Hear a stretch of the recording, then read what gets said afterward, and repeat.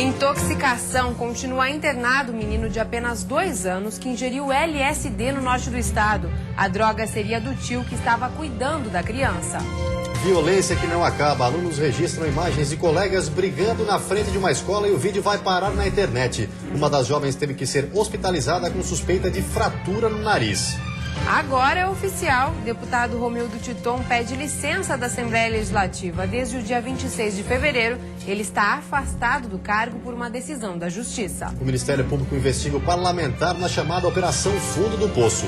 Peixe na rede. Com a abertura da temporada da pesca da tainha, pescadores não tiram os olhos do mar. A expectativa é capturar cerca de 2.000 toneladas em 2 meses no estado. E no esporte, Chapecoense perde em casa e agora precisa reverter o placar no Ceará para seguir na Copa do Brasil. O Band Cidade desta quinta-feira já está no ar.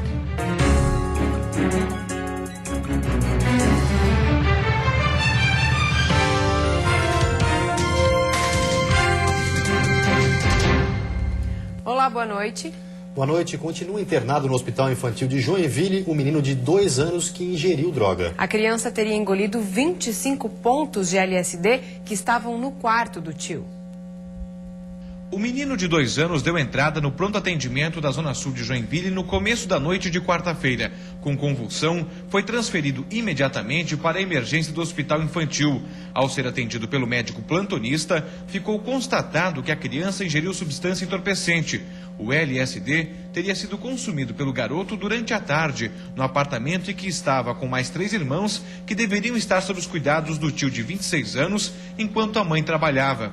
Ele confessou a ela por telefone que mantinha a droga em casa. Ele tinha 25 pontos de LSD enrolados no cobertor do quarto dele e que naquela tarde a menina mais velha tinha visto o pequenininho assistindo televisão nesse quarto. Provavelmente a criança achou e ingeriu. A quantidade de entorpecente que foi ingerida pela criança ainda não foi confirmada, embora a suspeita é que o menino tenha controle. A criança está em um dos quartos da ala clínica e recebe acompanhamento de uma equipe médica. A família não autorizou a assessoria do hospital a repassar qualquer informação sobre o estado de saúde do paciente. As informações iniciais do caso foram levantadas pela Divisão de Investigações Criminais, a DIC, e repassadas à Delegacia de Proteção à Criança e ao Adolescente. O inquérito que vai apurar as responsabilidades já foi aberto. O Conselho Tutelar também acompanha o caso. Quanto ao nosso processo é averiguar, o que de fato aconteceu dentro da casa e por que ele havia deixado isso na cama dele. E a Polícia Federal prendeu hoje uma quadrilha especializada em tráfico de drogas e armamentos pesados que agia em Santa Catarina. Os integrantes usavam apelidos de personagens de desenhos animados para se comunicar. 17 mandados de busca e apreensão e 11 de prisão preventiva foram expedidos para serem cumpridos em Santa Catarina, no Rio Grande do Sul e Mato Grosso do Sul. Os investigados de hoje, na verdade, eles atuavam como os verdadeiros corretores de armas de fogo. Eles faziam a intermediação entre traficantes de morros cariocas ligados ao Comando Vermelho, que precisam adquirir armamentos para enfrentar a polícia, com vendedores que estão baseados na região do Mato Grosso do Sul e do Paraná. Os mandados foram expedidos pela juíza de Araquari, cidade onde foi realizada a primeira prisão que desencadeou a operação. Em 8 meses de investigação, a polícia apreendeu mais de 100 quilos de drogas, 2.000 munições, 3 pistolas 9mm, 6 fuzis de uso restrito das Forças Armadas e uma metralhadora .30, capaz de perfurar carros blindados. A quadrilha abastecia facções criminosas do Rio Grande do Sul e do Rio de Janeiro. O armamento e a droga eram encaminhados para esses 2 estados através de uma central de distribuição em Blumenau, onde ficava concentrada a organização. Em Santa Catarina, a quadrilha também tinha integrantes em Navegantes e Itapema, no litoral norte. O transporte das armas e dos entorpecentes era realizado em compartimentos camuflados nos painéis de carros de passeio. Em cada veículo que eles utilizavam, já com esse compartimento dentro do painel, compartimento oco, eles conseguiam colocar até 45 quilos de cloridrato de cocaína e até 2 fuzis desmontados. O homem suspeito de matar o colega dentro de um barco de pesca no último final de semana se apresentou à polícia. O homem de 25 anos compareceu à delegacia de Porto Belo, onde conversou com o delegado Rodrigo Andrade, responsável pelo caso. Durante o depoimento, ele disse que matou Jason da Rosa, de 26 anos, em legítima defesa. De acordo com a versão do acusado, O homicídio aconteceu durante uma briga. Depois de prestar depoimento, o pescador foi liberado. Por telefone, o delegado responsável pela investigação disse que 2 tripulantes do barco ainda precisam ser ouvidos. O prazo para encerramento do inquérito é de 30 dias e até lá não está descartada a hipótese de que seja pedida a prisão preventiva do autor do crime. O homicídio aconteceu na noite do último domingo, dentro de um barco de pesca, horas antes da atracagem na praia de Araçá, em Porto Belo. Depois de esfaquear o colega, o suspeito pulou no mar para não ser capturado e estava desaparecido desde então. Segundo a Polícia Militar, os outros tripulantes da embarcação relataram que não viram as agressões, apenas ouviram gritos e, quando foram verificar, Jason já estava caído. E no sul do estado, alunos registraram uma briga entre 2 adolescentes na saída de uma escola. Esse é o 2º caso de violência no mesmo município em menos de uma semana. A briga foi registrada pelos próprios colegas das adolescentes e aconteceu em frente a um colégio estadual em São Lugero. Depois de discutir, as 2 jovens começam as agressões. Uma delas chega a cair e recebe uma joelhada na cabeça. Os alunos acompanham tudo sem interferir. Alguns chegam a rir e incentivam a briga. Uma das garotas precisou ser encaminhada ao hospital do município com suspeita de fratura no nariz. Até o momento, não houve nenhum registro de ocorrência na delegacia do município. Há menos de uma semana, outra briga, desta vez envolvendo adultos, também foi registrada em São Lugero. As câmeras da Polícia Militar flagraram as agressões, que ocorreram no centro da cidade. Neste caso, 3 homens foram presos por lesão corporal. E a seguir, mais rigor nas estradas. Veja como vão ser as alterações da lei do novo Código de Trânsito Brasileiro. E ainda em busca de recursos, família do Meio Oeste se mobiliza para tratamento de doença rara que só pode ser feito no exterior.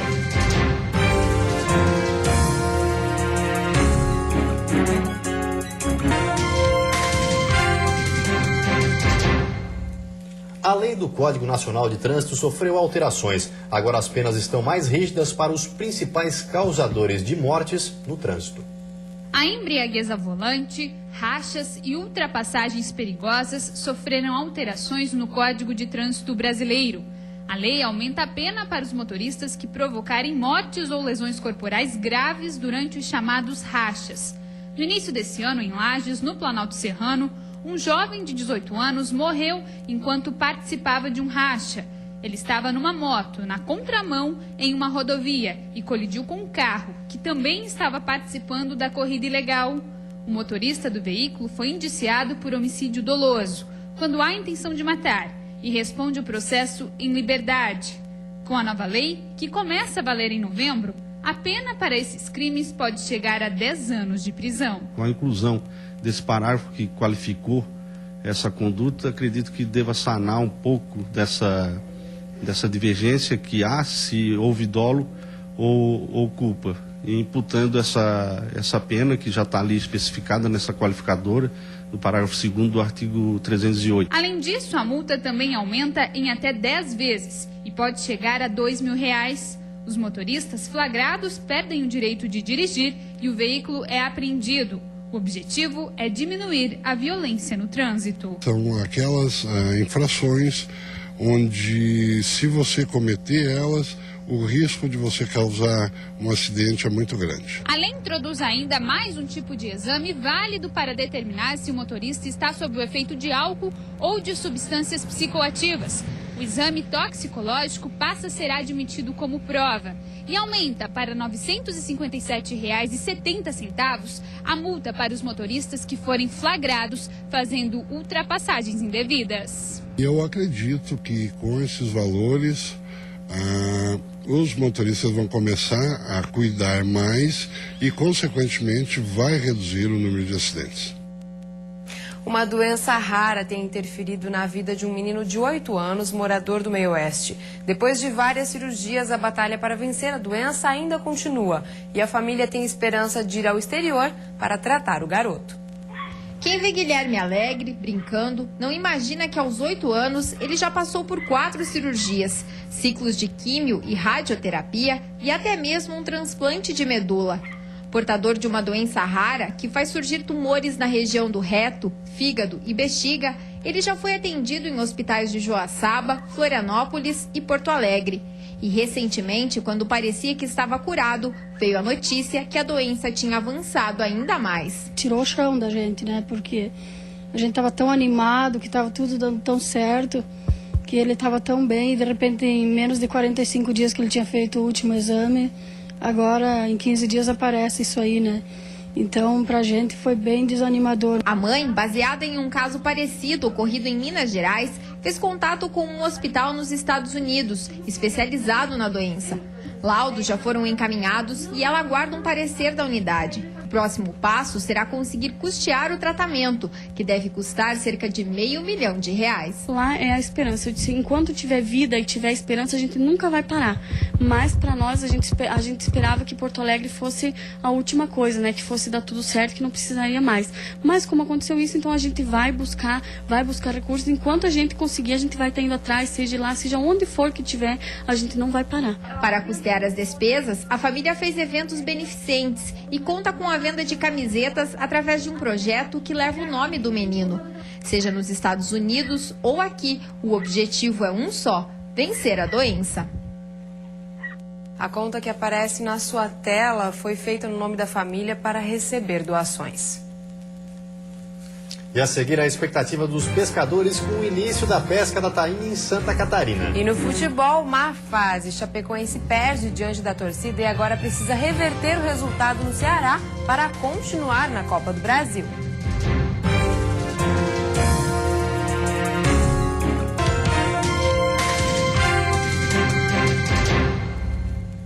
Está aberta a temporada da tainha. O primeiro dia não foi de muita sorte para os pescadores de Florianópolis, mas a intenção é superar a quantidade capturada no ano passado. Na Barra da Lagoa, em Florianópolis, seu Adir passou um dia olhando o mar, mas não conseguiu matar a saudade das tainhas. O aposentado pesca há mais de 40 anos, agora só por lazer. Apesar de um dia fraco, ele está cheio de esperança. Então a gente espera que chegue o cardume para secar o peixe na praia para todo mundo ganhar uma tainha, se Deus quiser. Seu Laurentino também está com esperanças. Ele já deixou o barco preparado à espera do peixe. A tainha é um peixe de passagem, né? De cardume, então com certeza ela vai passar por aqui, com certeza. Miguel passou o dia se preparando. Ele acredita que a tainha vai vir em grande quantidade no fim de semana, com a chegada do vento sul. A expectativa é que deixa bastante, né? Mais do que o ano passado, né? Ano passado foi fraco, né? A gente espera que este ano deixe mais. A expectativa da pesca artesanal de Santa Catarina é que sejam capturadas 1.800 toneladas de tainha nestes 2 meses. A intenção é superar a safra ruim do ano passado, que foi de 1.200 toneladas. Esperamos que esse ano seja uma boa safra devido à quantidade climática que tem se apresentado. Por exemplo, nós estamos esperando frio. É o dia 15 de julho. Durante este período, os surfistas de Florianópolis só podem praticar o esporte nas praias Mole e Joaquina, no leste da ilha, para não atrapalhar a pesca. Eu vejo alguns surfistas protestando, mas eu acho justo, a gente tem um ano todo para surfar. Esses 2 meses eles são realmente chatos para a gente que vive disso, da competição, mas é necessário para eles, são os pescadores, são apenas 2 meses do ano. É uma cultura de Santa Catarina, né, e os pescadores vivem disso, né. Eu sou totalmente a favor, sim. A sexta-feira vai ser de nebulosidade variável com condições de chuva fraca. A temperatura mínima deve ficar em 9 graus na Serra e a máxima em 25 na Grande Florianópolis, Vale do Itajaí e norte do estado. No Planalto Norte, mínima de 14 e máxima de 22 graus. No oeste e sul, a máxima não passa dos 23 graus. E agora o futebol, e continua a má fase da Chapecoense. O time que não vence há mais de um mês foi derrotado pelo Ceará diante da torcida. Thiago Luiz abriu o placar com este belo gol. Mais uma vez, Thiago Luiz quase marcou mais um. Mas foi Bill que fez o primeiro para o Ceará. No segundo tempo, a situação começou a complicar para o lado verde e branco. Sob vaias, Gilmar Dalpozo substituiu Regis por Rony. Nesta jogada, Newton quase fez um gol contra. Em uma falha da equipe do Oeste Catarinense, Bill mais uma vez balançou a rede para o time visitante. A Chapecoense até reagiu com este gol de Rony, mas a arbitragem sinalizou falta de ataque. Fim de partida na Arena Condá, Chapecoense 1, Ceará 2. A gente está numa fase que tudo conspira contra nós, então um gol legítimo, dito até por um jogador deles, o volante deles, que não teve falta, e infelizmente a gente não conseguiu nenhum empate. E a seguir, mais recursos. Prefeitos catarinenses se mobilizam e pedem aumento no repasse do Fundo de Participação dos municípios. E ainda sob pressão, o deputado estadual Romildo Titon confirma que vai se licenciar do cargo.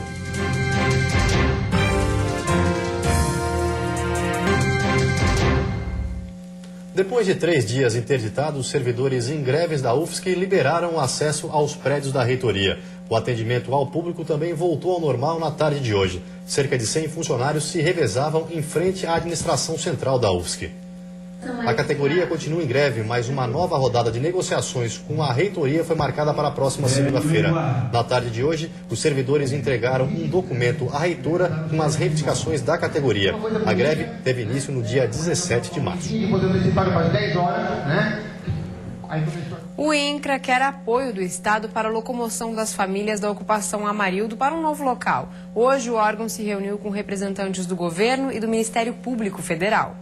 A reunião aconteceu no gabinete do Procurador da República, Maurício Pressuto, e contou com a participação de representantes do governo do Estado e do INCRA. A intenção era discutir como e quando será feito o deslocamento das famílias da ocupação Amarildo, que há 1 mês estão acampadas na comunidade do Maciambu Pequeno, em Palhoça. Ao governo do estado foi solicitado apoio para o transporte das cerca de 200 pessoas que permanecem no movimento. Nós vamos oferecer os recursos que tiverem à nossa disposição, sobretudo para o atendimento das pessoas que estão envolvidas nesse processo. De acordo com o levantamento do INCRA, 489 famílias de 21 estados brasileiros iniciaram o acampamento Amarildo no ano passado e serão avaliadas agora antes do deslocamento para um terreno regularizado. Este deslocamento ainda não tem prazo para acontecer, já que o terreno ainda não foi definido. O INCRA está verificando um local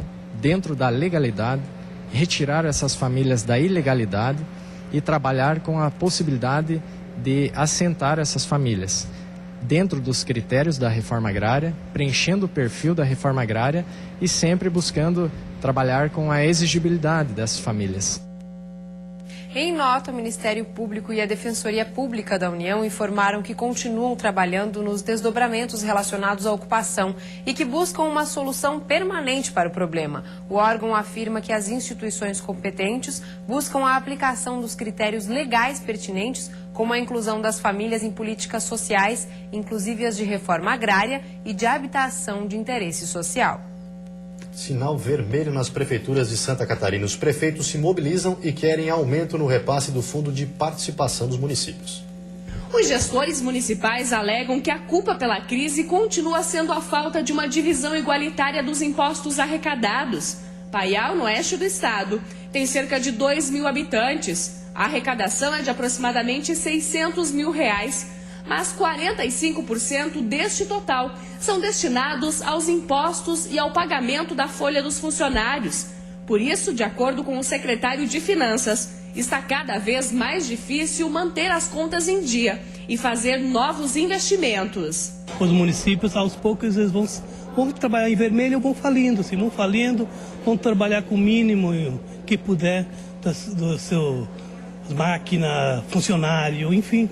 Isso aí que os municípios pequenos sofrem muito hoje. Para tentar melhorar este cenário, a Federação Catarinense dos Municípios propõe um aumento de 2% do Fundo de Participação dos Municípios. O reajuste representaria um acréscimo significativo na receita das prefeituras. De acordo com o diretor executivo do órgão, a FECAM entrou com uma proposta de emenda constitucional para que a União divida com os municípios as contribuições que hoje ficam na esfera federal. A proposta é receber 10% do imposto sobre as operações financeiras, isso para auxiliar no pagamento das dívidas municipais. e esses recursos não chegam ao município. Ou se chegam com um custo muito alto e uma demora muito grande.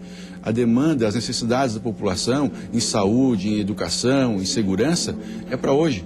E os recursos demoram muito a chegar no município. Então nós precisamos urgentemente trabalhar o Pacto Federativo, aumentar a transferência de recursos do governo federal para os municípios. Em Santa Catarina, boa parte das prefeituras trabalha no vermelho, buscando uma recuperação mês após mês. Neste ano eleitoral, a dificuldade em pagar as contas deverá aumentar por causa da falta de recursos.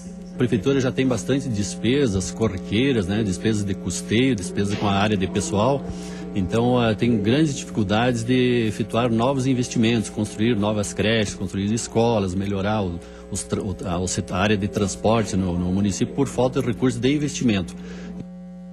O deputado estadual Romildo Titon confirmou hoje que vai se licenciar do cargo a partir da semana que vem. A medida ameniza a pressão sobre o Legislativo, que há mais de 2 meses é comandado pelo presidente interino. A informação foi confirmada pela assessoria do deputado estadual nesta quinta-feira, dia de corredores e gabinetes vazios. Agora à tarde, nenhuma sessão plenária estava agendada. Afastado há 79 dias da presidência da Assembleia Legislativa por determinação da Justiça, Romildo Titon decidiu se licenciar do cargo de deputado a partir da semana que vem. A licença do deputado estadual foi confirmada em nota oficial assinada pelo próprio Romildo Titon, que informou que o seu afastamento terá duração de 60 dias, momento em que deve se dedicar à campanha em prol de sua reeleição. No texto, Romildo Titon voltou a afirmar que é inocente. O único deputado estadual presente na Assembleia nesta tarde sem expediente foi o PMDBista Renato Rinin, que mais uma vez confirmou a postura da bancada de não interferir na decisão do companheiro de partido. A volta de Titon pode ocorrer após o vencimento da decisão judicial. A gente sempre deixou claro de que nós confiamos no deputado Titon e de que essa decisão cabia somente a ele. Ele tomou a decisão de tirar a licença como parlamentar, nós respeitamos isso. Em Chapecó, a deputada Ângela Albino comentou a decisão de Romildo Titon e reforçou que ainda espera a publicação do acórdão final pelo TJ. É um gesto positivo que ele faz para a Assembleia, né? Ele despressuriza a Assembleia Legislativa, mas o processamento nós vamos aguardar o acórdão. Romildo Titon foi denunciado pelo Ministério Público Estadual junto com outras 45 pessoas, todos supostamente envolvidos em fraudes de licitações para a construção de poços artesianos no estado. A denúncia ainda não havia sido aceita pelo TJ catarinense, quando o Superior Tribunal de Justiça suspendeu qualquer julgamento aqui no estado, até definir se a competência para analisar o caso é da Justiça Estadual ou Federal. Ainda em nota oficial, Romildo Titon destacou que espera que a denúncia seja recebida pelo Tribunal de Justiça, pois seria a única forma de provar que não praticou nenhum ato ilícito. E antes de encerrarmos, uma olhadinha no trânsito da capital. Aí você acompanha imagens ao vivo das pontes que ligam a ilha ao continente. Olha só, parado para quem está deixando Florianópolis. Movimento intenso também para quem entra na ilha de Santa Catarina. Agora, em Florianópolis, 23 graus. E vem aí o Jornal da Band. Uma ótima noite para você e até amanhã. Boa noite, até amanhã.